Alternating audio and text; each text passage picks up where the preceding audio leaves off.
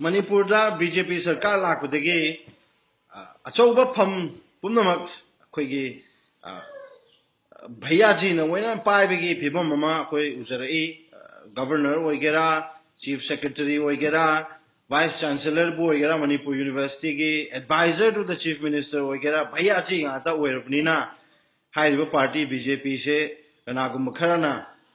भैया जी party BJP की full form दा भैया जी पार्टी नी एन हाइबसी मसी चुमकदोरब्रा हैना अखोइना सु खरा खंजई Howjik Chief Secretary Oiraga Leriba Mr. Suresh Babu Dagisu Hena distinguished career Lairaba experience Lairaba seniority Dasu Maodagi Hena advanced Oiriba Akoigi indigenous IS officers Manipur Katre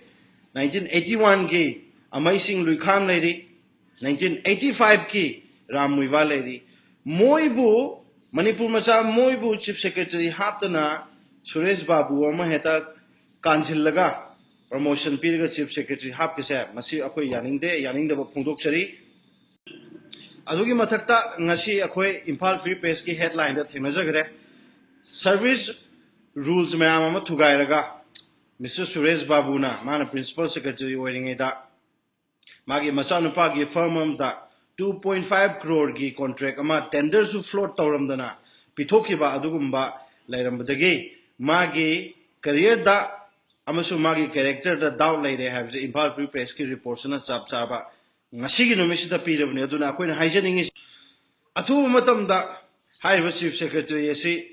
laingak sigi chief minister oiriba Mr. Nongthomam Birena khudakta suspend to view aduga CBI inquiry ama to hun view have sima akoina chap chaba thamjaningi